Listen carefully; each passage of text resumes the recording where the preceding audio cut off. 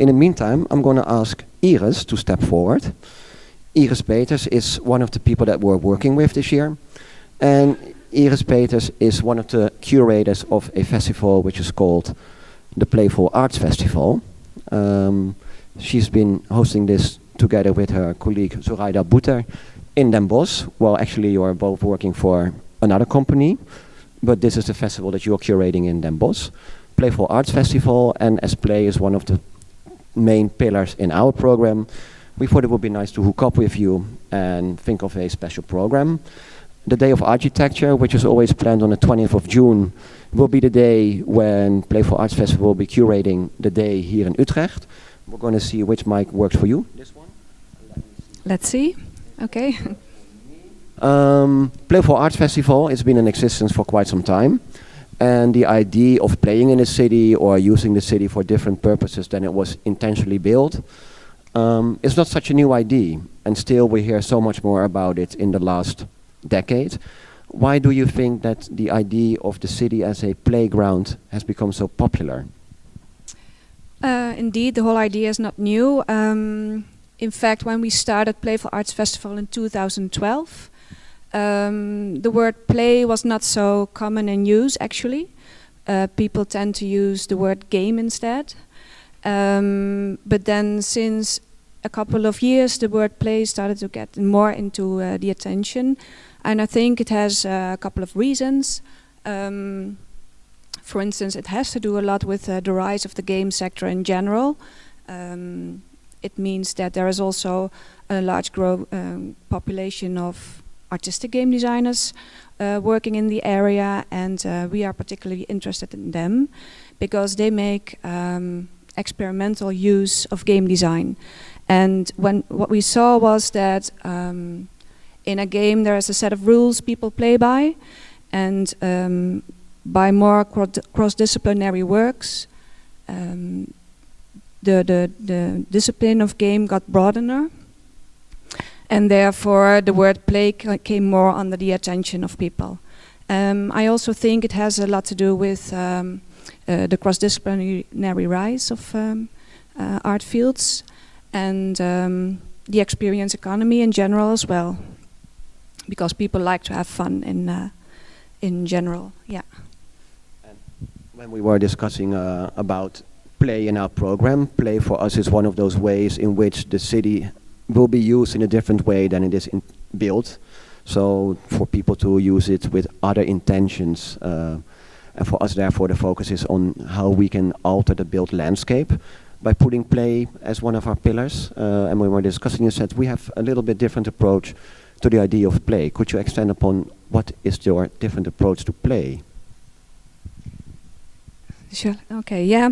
So there are two ways to look at play in public space, because, of course, when you do public intervention on a playful manner, you make use of the city as a playground. You make use of the buildings that are there, and of the squares and all the things that are there.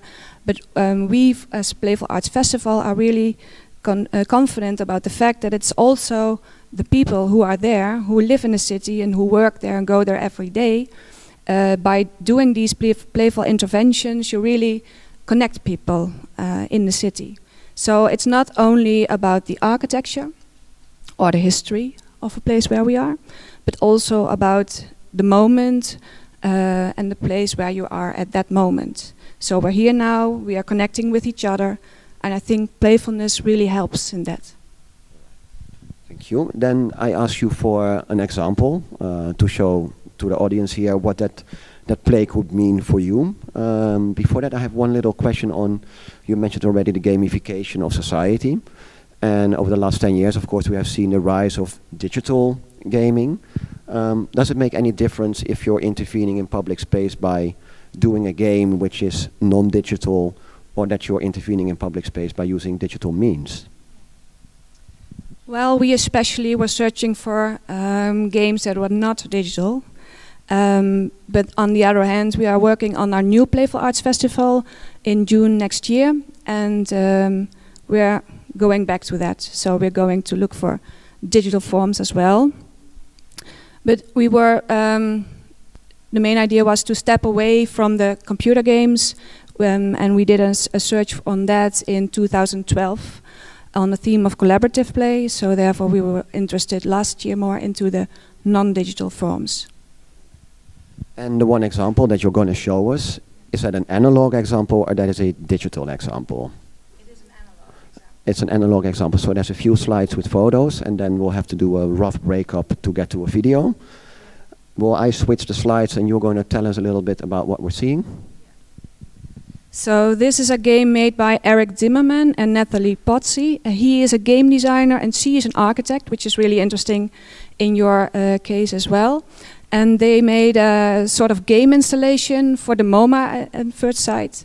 It's really a gigantic game board with really big, large weather balloons. Yes, you can read about it here. So this is at the stage of the MoMA, you can see, hopefully. And we built this game in the Den Bosch as well. This is the floor plan. And the ultimate goal of the game is to be at the center of it, at the yellow spot. And when you are at the center, you can be the ruler. And you can choose to be the ruler of anything you like. So people could say, okay, I would like to be the ruler of wind.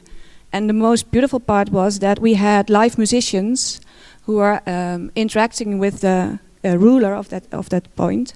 So when people would say, okay, I'm the ruler of wind, we had a saxophonist player making music on that theme. And while he was doing that, people were moving across the floor plan because that was the game plan. And so it also became a sort of dance at the same time. So here you see the really big weather balloons. It was like 5 meters. No, 3, sorry. Yeah, you talk, I'm going to look for the clip. Yeah. So we were really interested in the combination of this game designer and an architect, and in several other games we were showing, we were looking for interactions between game designers and theater players.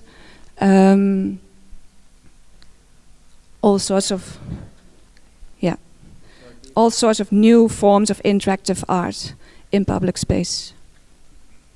Is the video ready? It should be ready. Okay. So here's an example of the game in Den Bosch.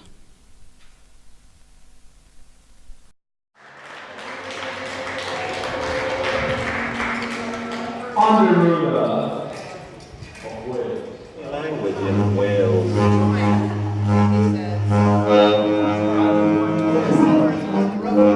The game is called Starry Heaven. It's a game for a large group of players for a party, and there's a central ruler and many silent players around it. And the goal of the players is to overthrow the ruler and take their place in the center.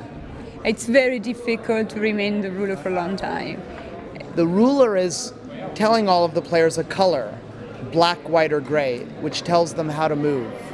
And the players have to work with each other, but also against each other, to move into position where they can overthrow the ruler and become the new ruler. And there's a live band of musicians, and they're adjusting the tone of the music to the theme of the new ruler, so the kingdom is established. Because everyone steps to a new color together, it starts to look almost like a kind of dance. And when you have musicians performing, it's not just a game that you play from the inside, but it becomes a kind of performance that also is great for spectators to watch as well. Gray. Stick. Vanish. We knew that we had to design a game for a party.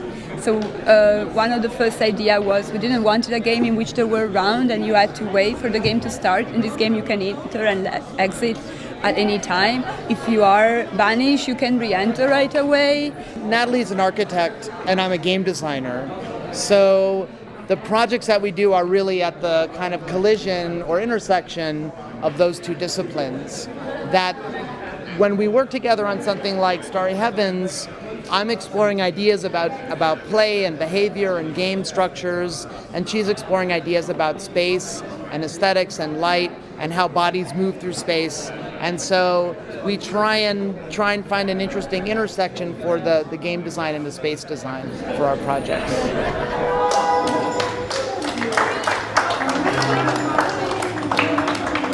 very playful for Playful Arts Festival. Perhaps to give a little spoiler, the 20th of June you'll be curating a day here in Utrecht. Do you have any secret tips for people to come and see what you're curating by then? Well, for the 20th June we are presenting a few game designers, but also performance artists who were there in 2014 with us, and we are following them, and they are continuing developing their art practices. So therefore we are inviting a couple of artists from the last time we did it. It was Ike Twings. Maybe some of you know her already. She's a quite famous performance artist in the Netherlands, working internationally, and Sylvan Steenhuis as well, who's done lots of research and written a manifest about how to be playful in public space. So 20th of June, second time you hear the date, put in your agendas, and then, because you're all waiting to do this, a small round of applause for Iris Peters. So this is the commercial break. Thanks for listening. Two things. So we are already also curating a small event at the Brakke Grond in Amsterdam, which is taking place on 29 and 30th of April. It's called New Game Grounds. I've got a few flyers with me, so if you're interested, I can give it to you. And also the game Starry Heaven, which you just saw on the video, is being presented at Shine Festival, which is one of my projects as well. And that will take place from the 7th of May in Den Bosch. So I just going to tell you this. Use that. Next time I'll include the commercial breaks within the short presentations, I hope. Dankjewel.